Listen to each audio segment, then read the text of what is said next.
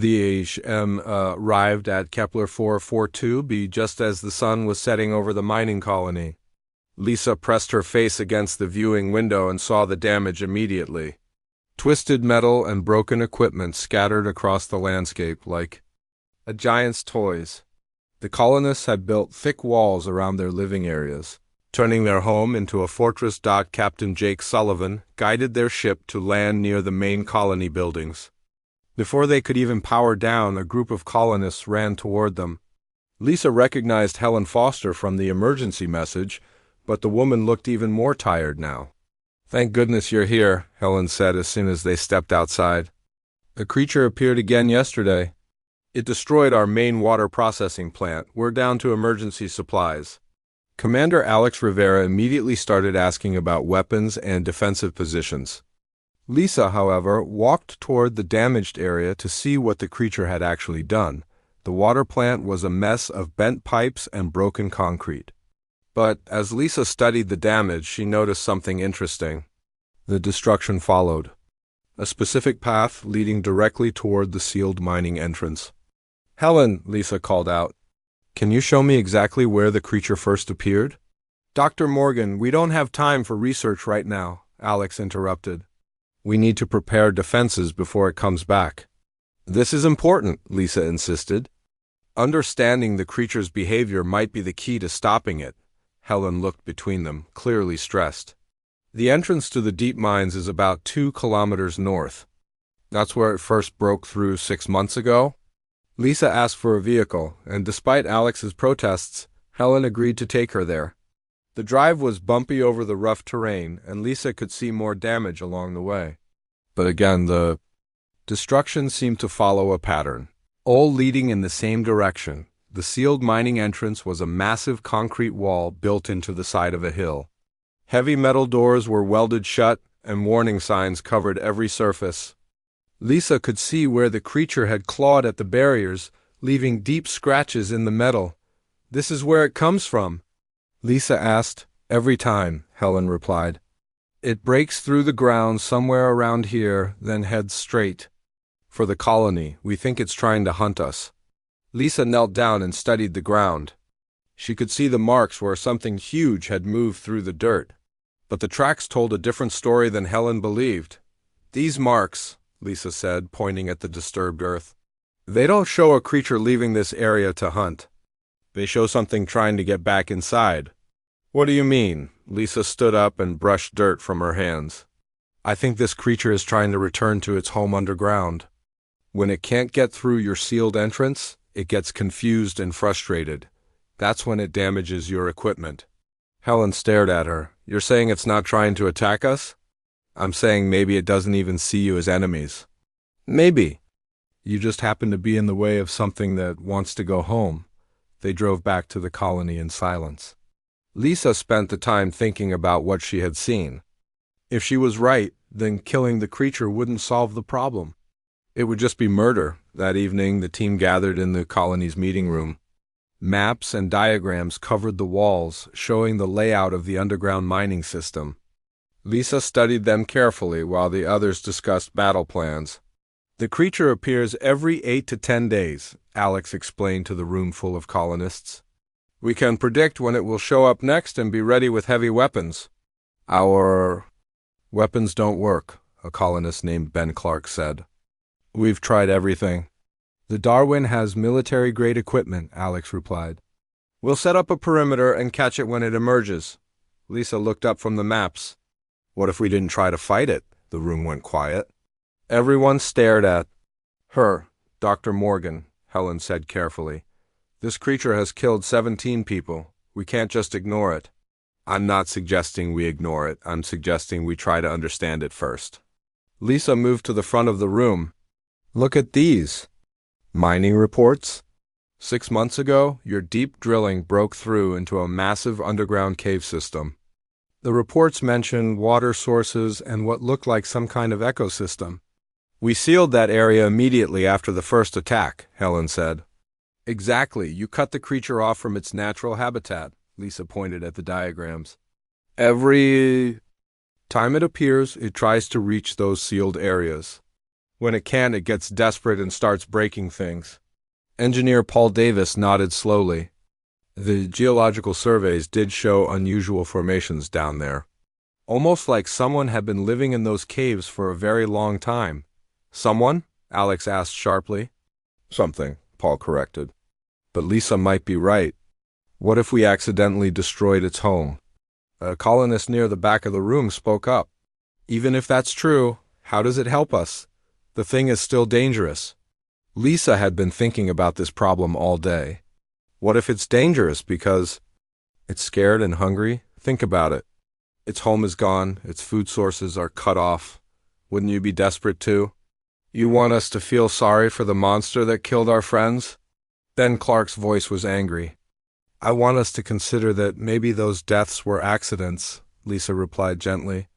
Maybe the creature doesn't understand that it's hurting people. Maybe it's just trying to survive. Helen looked at the maps on the wall. Even if you're right, Dr. Morgan, what can we do? We can't just unseal the mining areas. They're flooded and contaminated now. But we could try feeding it, Lisa said quietly. The room erupted in surprised voices. Alex stood up quickly. Lisa, that's insane. You want to feed a 40-meter monster? I want to see if giving it what it needs will stop the attacks, Lisa explained. If it's starving, then food might calm it down long enough for us to find a better solution. And if you're wrong? Helen asked. Lisa looked around the room at all the worried faces. These people had been living in fear for months. They deserved honesty. If I'm wrong, then we're no worse off than we are now. But if I'm right, maybe we can save lives on both sides. Captain Jake had been quiet during the discussion. Now he spoke up. What would you need to try this approach? Time to study the creature's biology and access to the colony's food synthesis equipment, Lisa replied. I can create a nutritional compound based on what I think it might need. Alex shook his head. This is crazy. We should be preparing weapons. Not meals, Alex, Jake said firmly. Let her try. We came here to help, and Lisa's approach might work better than fighting. Helen looked exhausted as she considered the options. How long would you need? Give me tonight to analyze the data. If the creature appears tomorrow, I want to be ready with something to offer it. As the meeting broke up, Lisa heard colonists whispering to each other. Some thought she was brave. Others thought she was crazy. Lisa wasn't sure which group was right, but she knew she had to try. That night she worked in her lab aboard the Darwin, creating a compound that might feed a creature from another world. Outside, the colonists prepared for what might be their strangest battle ever. Lisa worked through the entire night. Her lab on the Darwin was filled with beeping machines and glowing screens as she analyzed every piece of data about the creature. She studied its crystal scales, its movement patterns, and the chemical traces. It left behind. By morning, she had created something that looked like thick blue paste. The compound contained proteins, minerals, and nutrients that should work for a creature that had lived underground for millions of years. At least, she hoped it would work. Lisa, you need to sleep, Captain Jake said when he found her still. Working at dawn. You've been up for 18 hours. I can sleep later, she replied, sealing the compound into special pods that would spread the scent through the air.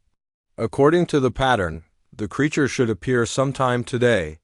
I want to be ready? Jake watched her prepare the feeding stations. Are you sure about this? Once you put that food out there, we're committed to your plan. Lisa looked up from her work. Jake, I've spent my whole life studying alien creatures. I've never been more sure of anything. This being isn't evil. It's just lost and hungry. Commander Alex Rivera entered the lab, his face serious. The colonists are asking questions. Half of them think you're crazy, and the other half are starting to hope you're right. Either way, if this goes wrong, people will die. People are already dying, Lisa pointed out. At least this way, we might save both the colonists and the creature. Alex shook his head but didn't argue further. He had prepared weapons as backup, but he agreed to let Lisa try her approach first. Around noon, the ground began to shake. Lisa felt the vibrations through her boots as she stood near the sealed mining entrance with her feeding stations. She had convinced Jake to let her stay close enough to observe, though Alex insisted on keeping weapons teams ready. "It's coming," Helen Foster said through the radio. "Seismic sensors show something big moving underground, heading toward the main mining area." Lisa's heart raced as she checked her equipment one more time. The feeding pods were positioned along the path the creature usually took. If her theory was wrong, she would be the first person it encountered. The ground shook harder. Then, with a sound like thunder, the earth split open 50 meters away from Lisa. Rocks and dirt flew through the air as something massive pushed through from below. The creature that emerged was even bigger than Lisa had imagined. Its body was as thick as a train car and covered in crystal scales that caught the sunlight like diamonds. Its head was the size of a small building, with large eyes that looked ancient and tired. For a moment, Lisa forgot to breathe. The Devourer was beautiful and terrible at the same time. It lifted its massive head and looked around, clearly searching for something. Then it caught the scent of Lisa's food compound. The creature moved differently than Lisa had seen in the videos. Instead of the angry, violent motions the colonists described, it approached the first feeding station carefully. Its huge head lowered toward the pod, and Lisa could hear it sniffing. "Lisa, get back!" Alex's voice crackled through her radio. "It's right next to you," but Lisa didn't move. She watched as the creature opened its mouth and consumed the entire pod in one bite. For several seconds, nothing happened. Then the creature's posture began to change, the tense, aggressive stance relaxed. The creature's head turned toward Lisa, and she found herself looking directly into eyes that seemed to hold intelligence and curiosity instead of rage. "My God," she whispered, "you understand, don't you?" The creature moved to the second feeding station, then the third. With each pod it consumed, it seemed to grow calmer. When all the food was gone, it looked at Lisa again, as if trying to communicate something. "Lisa, come back now," Jake ordered through the radio. "We don't know how long it will stay calm." Reluctantly, Lisa backed away toward the colony buildings. The creature watched her go, but didn't follow. Instead, it moved toward the sealed mining entrance and began examining the metal barriers with what looked like careful interest rather than violent frustration. Back in the colony's command center, everyone stared at the video feeds showing the creature's peaceful behavior. Helen Foster sat down heavily in her chair. "I can't believe it," she said. "For 6 months we've been fighting something that just wanted food." "It's more than that," Lisa explained, studying the creature's movements on the screen. "Look how it's examining the entrance. It knows that's where it needs to go." The food calmed it down enough to think clearly instead of just reacting from desperation. Engineer Paul Davis pointed at another screen. "The chemical sensors show the creature isn't producing the stress hormones we detected in previous encounters. Whatever you fed it, Lisa, it worked." But Lisa knew this was just the beginning. One feeding won't solve the long-term problem. The creature still can't reach its natural habitat. We need to find a way to restore its underground home or create an alternative. "The mining areas are flooded with contaminated water," Helen said. "It would take months to clean them out, if it's even possible." "Then we need to buy time," Lisa replied. "I can keep feeding it while we work on a permanent solution. But I'll need more resources and probably help from specialists." Alex had been quiet during the discussion. Now he spoke up. "Lisa, what you did today was incredible. But feeding a 40-meter creature every few days isn't sustainable. What happens when you run out of food compounds? What happens if it gets tired of waiting?" Lisa looked at the screens showing the creature still examining the sealed entrance. "Then we better work fast to find a real solution. Because now that I've seen its true nature, I'm not going to let anyone kill it." As the day went on, the creature remained near the mining entrance but showed no signs of violence. It seemed to be waiting, as if it understood that something had changed.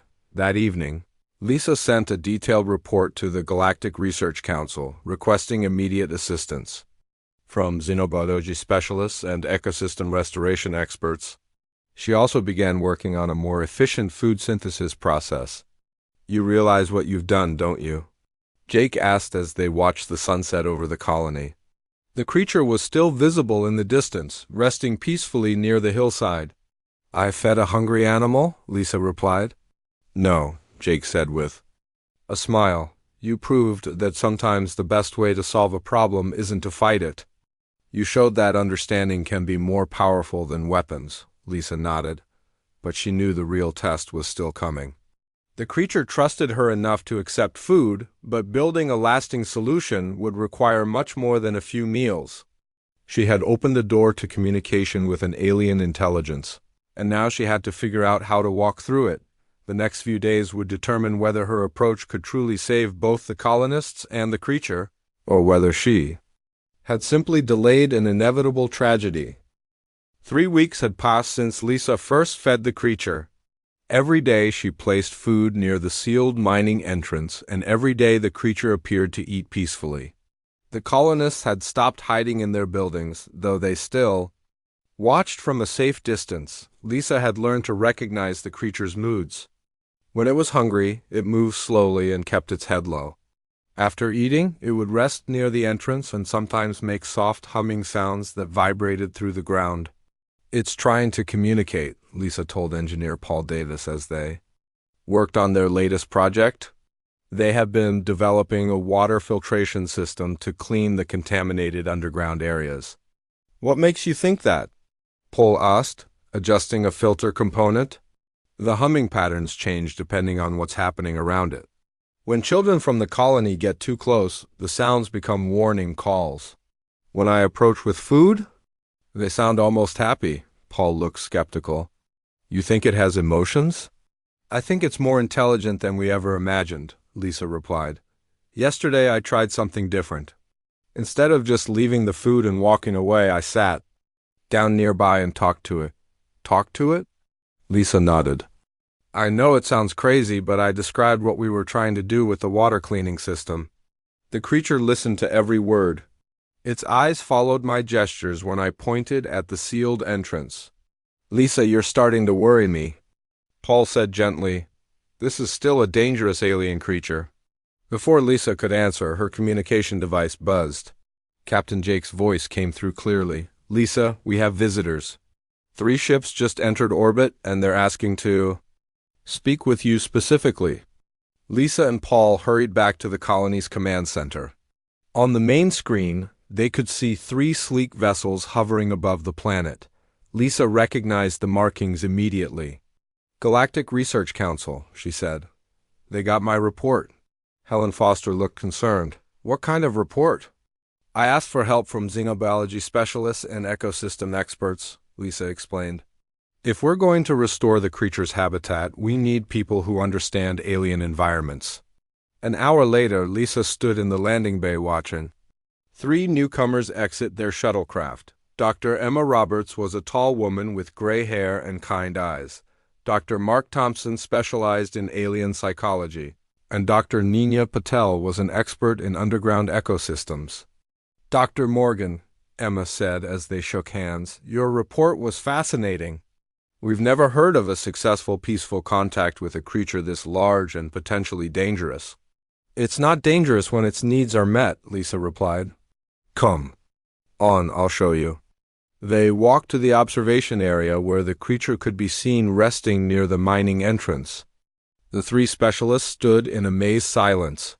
"Incredible," Mark whispered. "Look at its body language. No aggressive posturing at all. It looks almost content. The crystal formation on its scales is unlike anything in our databases," Nina added. "This species must have evolved in a very specific underground environment." Lisa felt excited to finally have experts who understood what she was seeing. "I think it's been trying to communicate with us, but we haven't known how to listen." "Communication?" Emma asked. "What kind of evidence do you have?" Lisa led them to her mobile lab, where she had been recording the creature's vocalizations. "Listen to these sound patterns. They change based on different situations." The scientists studied Lisa's data for hours. As the sun began to set, the creature started making its evening humming sounds. Mark looked up from his instruments with wide eyes. "Lisa, these aren't random vocalizations. There's a mathematical structure to them." This creature is definitely trying to communicate something complex. Can we figure out what it's saying? Lisa asked. Maybe, Emma replied, but it will take time and careful study. We need to interact with it directly. The next morning, Lisa took the 3 specialists to meet the creature during feeding time. She had prepared extra food compounds, hoping to keep the creature calm during the introduction. As they approached the feeding area, the creature lifted its massive head and studied the newcomers. Its humming sounds changed to a pattern Lisa had never heard before. It knows we're different from the colonists, Mark observed. Listen to how the tone shifts when it looks at each of us. Lisa placed the food pods in their usual spots, but this time she didn't step back immediately. Instead, she sat down on a nearby rock and began talking to the creature as she had done before. "These are my friends," she said in a calm voice. "They want to help us fix your home." The creature consumed the food slowly, its ancient eyes moving between Lisa and the 3 scientists. When it finished eating, something unexpected happened. The creature moved closer to the group than it ever had before. It lowered its head until it was only a few meters away from Lisa, then made a series of soft clicking sounds. "Don't move," Emma whispered. "I think it's trying to make physical contact." Lisa held perfectly still as the creature extended what looked like a sensory organ from near its mouth. The organ, which resembled a thin tentacle, touched Lisa's hand gently. Suddenly, Lisa's mind filled with images that weren't her own. She saw vast underground chambers filled with flowing water and strange, beautiful plants. She saw other creatures, like this one, living peacefully in crystal caverns. Then the images changed to show darkness, poison, and death as mining chemicals destroyed the underground world. "It's showing me memories," Lisa gasped. "I can see its home before we damaged it." The mental connection lasted only a few seconds, but it changed everything. When the creature pulled back, Lisa understood that it wasn't just intelligent, it was telepathic. "What did you see?" Emma asked urgently. Lisa described the visions while the creature watched with what seemed like hope in its eyes. There were others of its kind. They lived in a complex ecosystem that we completely destroyed with our mining operations. "Others?" Nina asked. "Are there more creatures like this one?" Lisa looked at the creature, trying to understand what else it had shown her. "I think they're gone. This might be the last one of its species." The weight of that realization settled over the group. They weren't just dealing with a displaced animal. They were face to face with the sole survivor of an entire civilization that humans had accidentally destroyed. "We have to help it," Mark said firmly. "This creature trusted you enough to share its memories. That's an incredible honor and responsibility. But how do we restore an entire ecosystem?" Paul asked as he joined the group. "The underground areas are flooded with toxic waste. Even if we could clean them, it would take decades to rebuild." "What was lost?" Lisa stood up and looked at the creature, which was still watching them with intelligent eyes. "Then we don't just restore its old home, we help it build a new one." Emma nodded slowly. "A hybrid system, combining human technology with the creature's natural needs. It's ambitious, but it might work." "You mean create an artificial ecosystem?" Nina asked. "The technical challenges would be enormous. So is letting the last member of an intelligent species die alone," Lisa replied. "This creature chose to trust us with its deepest memories. We owe it everything we can give." As they walked back to the colony, the creature watched them go. For the first time since arriving on Kepler 442b, Lisa felt truly hopeful. They had made contact with an alien intelligence, and now they had the expertise to help it survive. The real work was just beginning. 6 months later, Lisa stood at the edge of the most amazing construction project she had ever seen. Where the old mining entrance used to be, a beautiful dome of crystal and metal rose from the hillside. Inside, clean water flowed through channels that the creature had helped design with its intimate knowledge of underground systems. The creature, who had shared its true name through their telepathic connection, was called Kithara, which meant guardian of the deep waters in its ancient language. Kithara had worked alongside the human engineers every day, using its massive strength to move rocks and shape tunnels in ways that human machines could never achieve. "It's incredible," Dr. Emma Roberts said as she watched Kithara carefully place a large crystal formation in the new habitat.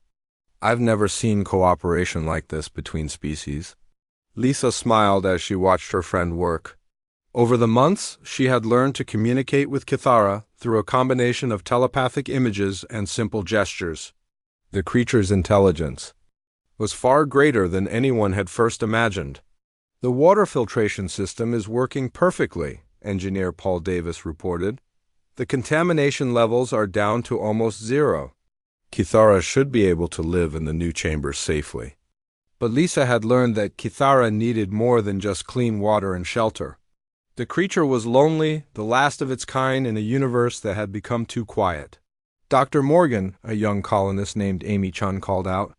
"Kithara is making those happy humming sounds again? What does that mean?" Lisa looked toward the habitat entrance where Kithara was emerging from its new home. The creature's scales seemed brighter than they had been in months, and its movements were graceful and strong. "I think it means we did something right," Lisa replied. As Kithara approached the observation area, Lisa felt the familiar touch of its mind against hers. Images flowed between them, showing the creature's satisfaction with its new home and its gratitude for all the work that had been done. But there was something else in the mental connection. Something that made Lisa gasp with surprise. "What is it?" Emma asked, seeing Lisa's expression. "There are others," Lisa whispered. "Kithara just showed me that there might be others of its kind on distant worlds."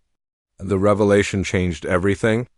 Within days, the Galactic Research Council had approved a major expedition to search for other surviving members of Kithra's species. The creature's telepathic abilities would be essential for identifying and communicating with any others they might find. "You realize what this means," Captain Jake told Lisa as they prepared for departure. "Kithara won't just be the last of its kind anymore. It might become the first of a new community."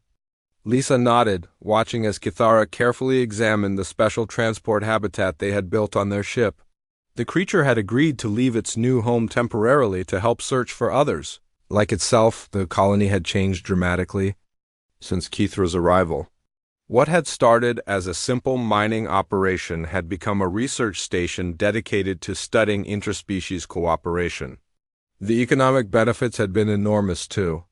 Kithra's knowledge of underground geology had led them to mineral deposits worth far more than the original mining operation. "The creature has been protecting us, too," Helen Foster told a group of visiting officials. "Last month, when that severe storm hit, Kithara used its body to shield our main habitat dome. The wind speeds would have caused serious damage without that protection." The relationship had become truly symbiotic. Humans provided technology and companionship, while Kithara offered knowledge, protection, and access to resources they never could have found alone. But the greatest change was in how other human colonies viewed encounters with large alien creatures. Lisa's approach had become a case study throughout human space. When faced with unknown alien life, the first question was no longer, "How do we fight it?" but "How do we communicate with it?" "You've started a revolution," Dr. Mark Thompson told Lisa as they prepared to launch their search mission. "Military commanders across the galaxy are being trained in xenobiology and peaceful contact protocols." 3 weeks into their journey, they found the first sign of another survivor. On a remote planet in the Centauri system, their sensors detected the same crystal formations that marked Kithra's species. When they landed, Kithara became incredibly excited, making vocalizations they had never heard before. Deep in a cave system, they found another creature like Kithara, but smaller and weaker. This one had been alone for even longer and was barely surviving on the limited resources of its damaged habitat. The reunion between the two creatures was unlike anything Lisa had ever witnessed. They communicated through a complex pattern of sounds and telepathic sharing that lasted for hours. When it ended, both creatures seemed transformed by joy. "They're sharing memories of their lost civilization," Lisa explained to her team. "Each one carries pieces of their species' history and knowledge. Over the following months, the search team found 12 more survivors scattered across different worlds. Each rescue mission brought new challenges, but also new revelations about the incredible intelligence and peaceful nature of Kithra's people. The creatures had lived for millions of years, as guardians of underground ecosystems across the galaxy. Their knowledge of geology, water systems, and sustainable living was beyond anything humans had achieved. Their teachers. Lisa realized as she watched the growing community of rescued creatures working together to build a new settlement. They're not just survivors. They're the key to learning how to live in harmony with our environment. The final rescue mission brought them to a planet where they found something unexpected. Deep underground, they discovered not just one creature, but a collection of crystalline eggs that had been preserved in a protective chamber. A nursery, Emma breathed as they examined the find. There's a whole new generation waiting to be born. Kithra's reaction to the eggs was immediate and protective. The creature carefully gathered each egg and transported them to the specially prepared hatching chambers on their ship. 6 months later, Lisa stood in the nursery of the new settlement watching baby creatures, each no bigger than a house cat, learning to swim in the crystal pools their parents had built. The babies were curious and playful, already showing signs of the intelligence that made their species so remarkable. "What are you thinking about?" Jake asked as he joined her at the observation window. "I'm thinking about how close we came to losing all of this," Lisa replied. "If we had listened to fear instead of curiosity, if we had chosen weapons instead of understanding, none of these little ones would exist." Kithara approached them, moving with the slow dignity that came with being an elder of a rebuilding species. Through their mental connection, the creature shared a simple message of gratitude and hope. "What did it say?" Jake asked. Lisa smiled as she watched the baby creatures playing in the water. "It said thank you for choosing to feed instead of fight. And it said that this is just the beginning." As the sun set over the new settlement, Lisa felt a deep satisfaction. She had started with a simple choice to offer food instead of violence to a hungry creature.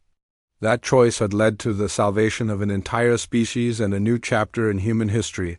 The galaxy was full of wonders waiting to be discovered, and now humanity knew that the best way to unlock those wonders was through compassion, understanding, and the willingness to see beyond fear to the intelligence and beauty that existed in all living things. The shuttle landed with a soft thud on the rocky ground outside the human research station. Jake Martinez watched through the observation deck window as the strange craft settled its landing legs. The shuttle looked nothing like human ships. Its surface seemed to shift and flow like liquid metal, and strange symbols glowed along its sides. "Here comes our guest," said Pete Collins, standing next to Jake. Pete was the station's chief engineer, a man who could fix anything and build even more. His hands were already dirty from morning repairs, and his tool belt clinked as he moved. The shuttle door opened with a sound like breaking glass. What stepped out made everyone in the observation room go quiet. Dr. Zixthara was nearly 8 feet tall, with skin that looked like it was made of crystal. The skin changed colors as she moved, shifting from pale blue to soft green. Her limbs were long and thin, and she moved with careful, measured steps. "She's bigger than I thought," whispered Lisa Baker, the station's head biologist. Lisa had been looking forward to this meeting for months. Working with an alien scientist was the chance of a lifetime. Jake straightened his uniform and headed for the airlock. As station commander, it was his job to welcome their guest. The rest of the team followed behind him. Pete, Lisa, Amy Rodriguez from Communications, and Don Murphy, the geologist. They were the core team of the Kepler 442b research station, and they had been preparing for this visit for weeks. The airlock cycled through its safety checks, then opened with a hiss. Dr. Zixthara stood waiting outside, her crystalline skin now showing swirls of purple and gold. In her hands, she held a device that looked like a mix between a tablet and a piece of jewelry. "Greetings, humans of the research station," she said. Her voice was musical like wind chimes in a gentle breeze. The translation device in her hands glowed as it converted her words into English. "I am Dr. Zixthara of the Cathari Collective. I come seeking knowledge and offering the same in return. Jake stepped forward and offered his hand. Dr. Zixthara looked at it with curiosity, then carefully reached out with one long finger to touch his palm. Her skin felt warm and smooth like polished stone. "Welcome to our station, Dr. Zixthara," Jake said. "I'm Commander Jake Martinez. We're honored to have you here." The alien scientist's skin shifted to bright yellow, which Jake hoped meant happiness. "The honor is mine, Commander Martinez. Your species has gained quite a reputation in the academic circles of the galaxy. Your research methods are said to be most unusual." Pete grinned at that. Humans were known for doing things differently, and he took pride in that fact. "We like to think outside the box," he said. Dr. Zixthara tilted her head, confused. "Box? I do not understand this reference." "It means we try new ways of solving problems," Lisa explained. "We don't always do things the way they've always been done." "Ah, yes. This is what makes your species so interesting to study," Dr. Zixthara sighed. Her skin rippled with soft blues and greens. "I have come to learn about your methods while we work together on the symbiotic plant life of this world." The team led their guests through the station corridors. Dr. Zixthara moved slowly, taking in every detail. The human station was built for function over beauty, with metal walls and practical lighting. But it was clean and well-maintained, and every system hummed with quiet efficiency. "Your environment is most comfortable," Dr. Zixthara observed. "The air mixture is surprisingly close to what my people prefer." "We did our research," Amy said proudly. "We adjusted our life support systems when we knew you were coming." They reached the main conference room, where Jake had prepared a presentation about their research. But Dr. Zixthara seemed more interested in the humans themselves than their work. "I must make a request," she said, her skin now showing deeper purples. "My people require specific environmental conditions to survive and work effectively. I will need shelter during my time here. Something basic to protect me from your planet's electromagnetic storms and maintain proper atmospheric conditions." Pete's eyes lit up immediately. An engineering challenge was exactly what he lived for. "What kind of specifications are we talking about?" Dr. Zixthara consulted her device. "Nothing complex. A simple enclosed space with climate controls. Temperature regulation between 20 and 25 degrees Celsius. Atmospheric composition adjusted for my respiratory needs. Protection from electromagnetic interference. Perhaps some basic power supply." The humans looked at each other. What Dr. Zixthara was describing sounded pretty straightforward. "Too straightforward for Pete's liking, that's it?" he asked. "Just basic environmental controls?" "Yes, exactly." Dr. Zixthara's skin showed what looked like embarrassment, pale pink swirls. "My people believe that hardship builds character. When we travel for research, we expect to endure difficult conditions. A simple survival shelter is all that honor requires." Lisa raised an eyebrow. The idea of making their guest suffer through 6 months of basic conditions didn't sit well with any of them. "How basic are we talking here?" "Among my people, research shelters typically provide only the minimum needed for survival. A small enclosed space, basic life support, perhaps a simple work area, nothing more. Luxury is considered a distraction from pure scientific pursuit." Don Murphy had been quiet until now, but he couldn't help himself.